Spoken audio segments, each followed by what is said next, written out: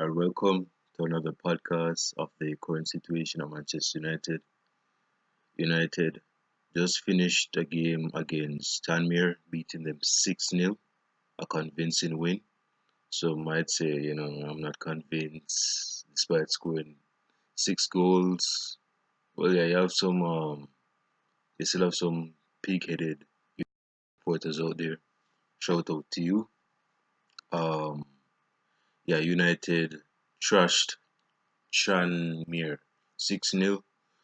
I believe 5 goals in the first half, and the last goal in the second half came through a penalty. Went back to that later on.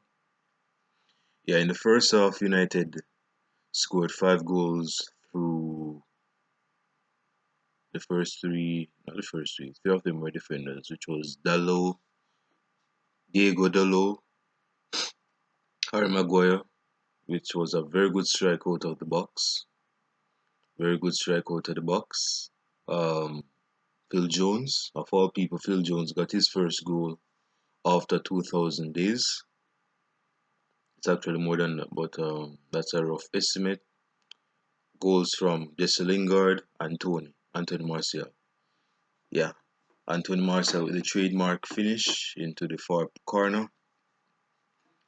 It was a very good first half for Manchester United. In the midfield, Matic was not bad.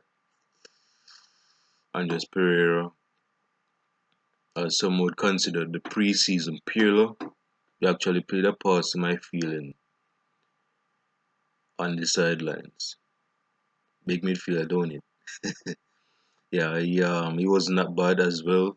Greenwood scoring the penalty, which was one from Tahith Chong, which I'm getting to in a little while, based on his performance and his speculation at the club. So yeah, Mason Greenwood scored a penalty with his right foot. He's a generational talent. That boy is going to become a centurion for Manchester United. And God forbid that he goes to another club and does very well, because we know that he will be a very top talent. He is a very top talent, and he'll be a top player.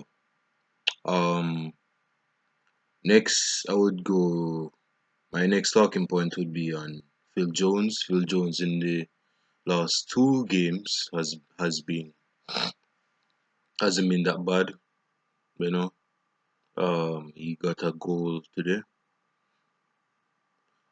Regardless of who the side is, the opposition is in for his confidence.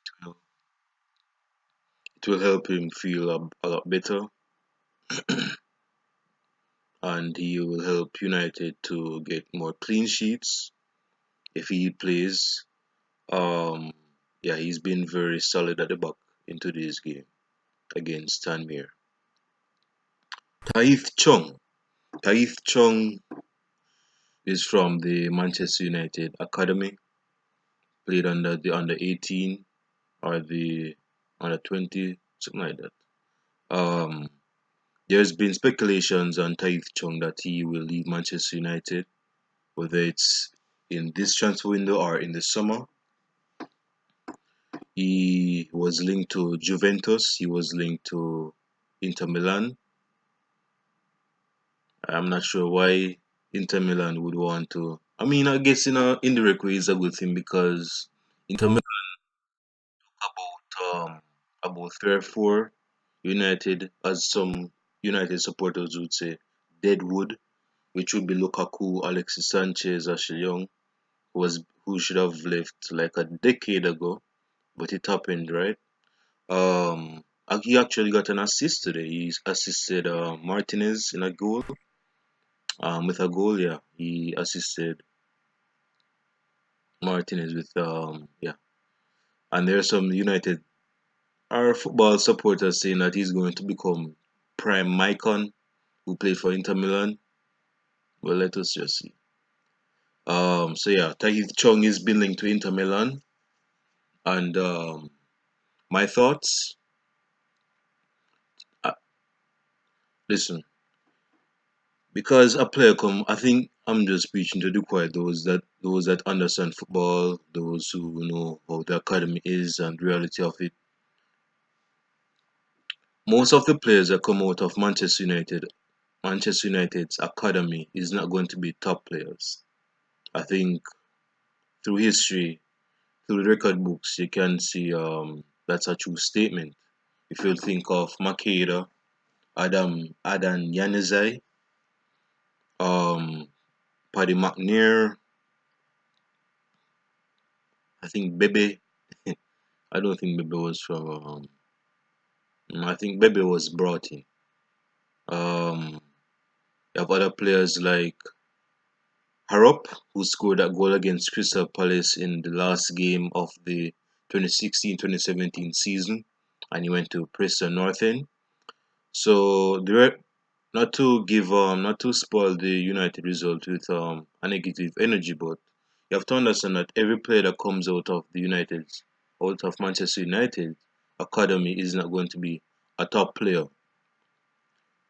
I could be wrong because you have a few that had top talent, and they went to shit basically. Like Ravel Morrison's Paul. It was said that Paul Pogba had the potential, had the talent, but not quite the potential to play for Manchester United. And look where he is now. And look where he came back to. The prodigal son, don't it? Um. So yeah, and I say that to say this. Tahith Chong. I don't think Tahith Chong is Manchester United quality. Again, that's just my opinion. Voice your opinion in comment section form down comment section form in comments form in the comment section below. And tell me what you think about Tahith Chong. Should he stay at Manchester United? Should he leave Manchester United? Is he a United caliber of player? Is he? So I think he should leave Manchester United. Where he goes is a different story, but I believe he should go for his own benefit. Um. So I mean, when he came on, he wasn't that great. Of course, he won the penalty and he took a shot with his left foot. Well, he's left-footed, and it ruggled the crossbar. Um, some may say that the crossbar is still shaking. There might be some validity to that. Yeah. So I think Tahith Chong, for his own benefit, for his own good, should leave Manchester United. Um, and speaking of youth, Gomez wasn't featured in today's game. Like there are some speculations on him. I'll do that later in another podcast. That he's leaving Manchester United because he hasn't signed a new contract. So yeah, that's just my thoughts on Tahith Chong. Next, we have Diego Dolo, who came back from a lengthy, prolonged injury. He came back with a goal, and there are a lot of United supporters on Twitter that are saying that if United played Diego Dolo as a right wing or as a right wing back, he would be a top talent. And I agree with that. Yeah, I wouldn't say wholeheartedly, but I will say that's a very valid assertion. Diego Dolo is one of those right backs that I think he would suit the modern game. He's not that great. I wouldn't say he's not that. He's solid. I don't think solid is the word I'm looking for. He's not bad defensively, let's just say that, but he's better than Trent. I would say he's better than Trent Alexander-Arnold in terms of defensive disposition and positioning. But in terms of attack, I think he can be up there with Trent Alexander-Arnold and with the best attacking fullbacks in the world. Like I see him becoming like a Dani Alves sort of right back, right wing back esque, you know. And I think his best position would be playing as a right to wing back or right winger and having Wan-Bissaka behind him as the defensive fullback. Yeah. Brandon Williams came on. Speaking of fullbacks, he came on in the second half for Harry Maguire. It wasn't a bad substitution because United needs to get their players ready for Wednesday. For Wednesday, So Harry Maguire, Matic, and Martial, the three M's, the three M, were sent off at not at halftime. Two-thirds of them were sent off at halftime. Um, Next, I don't know if I should be saying this, but there's some. You have to love Twitter. You have to love Twitter fans. Shout out to football Twitter. There's some football supporters on Twitter saying that Harry Maguire's celebration against Tanmere shouldn't be. I mean, it's good to celebrate a goal against your first goal for Manchester United, but to celebrate like yo, I'm the done, I'm the king. Shoot, I'm the king of England. I'm the king of Manchester. Shoot, I'm scoring my first goal for Manchester United. I'm the best right back, bro. I'm the best right back. Virgil van Dijk can't be better than me. I can score better goals than Van Dijk. But I mean, through the quality of the goal, I think I wouldn't say that celebration shouldn't happen, but it was a well taken goal. It was a well taken goal. So there are some critics of his celebration on Twitter saying that you shouldn't be celebrating a goal like that, especially against a third division side in England, League Three, who is in I could be wrong. I don't think it's League Three because I saw that they're in 21st position in the table with Bolton and Southend, something like that, behind Tranmere. So that's just my little talk on Harry Maguire celebration. Um, just to wrap up this video, Ole Gunnar Solskjaer made some comments on Virgil. Speaking of Virgil, I've a love for Dutch players and so forth. And speaking of Dutch, Ole Gunnar Solskjaer made comments on Van Gaal and Mourinho in terms of their criticisms on the construction of the club, Manchester United. And this is what he said. It's a skill to look yourself in mirror sometimes. Not sure of the English right there, but let's stick with it. Sometimes and not just blame others as well. I'm just read it over. It's a skill to look yourself in the mirror sometimes and not just blame yourselves and not blame others as well. That's what some of us do.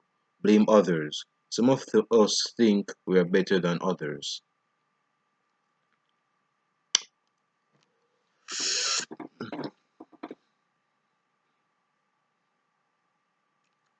Look into my eyes, Ole Gunnar Solskjaer. Look into my eyes. Real talk.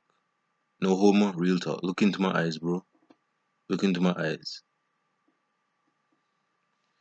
Those comments what you just say is stupid. That's some coward comments, bro. What you mean? I don't even understand.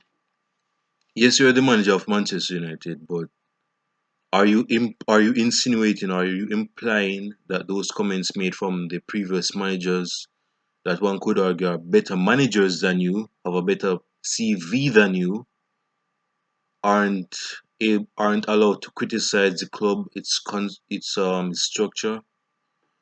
Bro, let me tell you something. And again, I'm no manager, duh. But United supporters have strong opinions, and I'm one of those lots. It's a skill too. Mourinho and Van Gaal is better than you. Period. Period. If there is any manager in the world football, whether or not they are not a good manager anymore, like Van Gaal, whether they are not managing anymore, like Van Gaal, they have a better CV than you, like Van Gaal and Mourinho. So do not say that Mourinho and Van Gaal are not allowed to criticize the construction of the club. Alright? They're trying to give you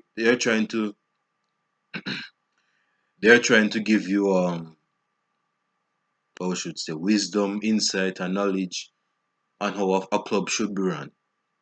Because Mourinho managed Real Madrid, Porto, and Inter Milan. And those clubs, especially Inter Milan, know how to run a club properly, like a club. Like they have a director of football and they have football sense in the hierarchy of the club. And from a Van Gaal, I mean, Van Gaal was manager of Ajax, and Ajax definitely knows a thing about football. Definitely knows a thing about football. I mean, come on, bro. I mean, I don't know if Solskjaer is trying to have the disposition of a edgy manager, which I don't think he is. But he's not trying to blame you. They're not trying to blame you. They're criticizing. They're saying that the club is not constructed as a football club. That's what they're trying to say. It's not. I should just wrap up right now because I don't want to get in a admonishment rant. But bro, those comments are just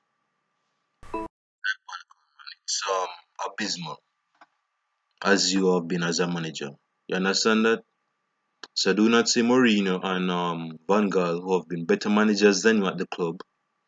They have way better CVs than you at any football club.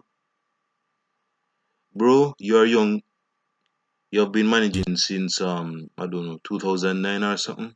I started at Molde. Take lessons. Take lessons. Take lessons. Not because you're at one of the biggest clubs, if not the biggest clubs at Manchester United. You shouldn't be given wisdom, acknowledgement on how to run a football club. Take lessons, take wisdom. Mourinho have been there. Van Gaal has definitely been there. And funnily enough, Van Gaal was Mourinho's mentor. But that's a different story. You guys enjoy the rest of your week, and I'll shout enjoy the rest of your day. I'm rushing the week. It's just Sunday. And I'll shout you in the next podcast. Peace.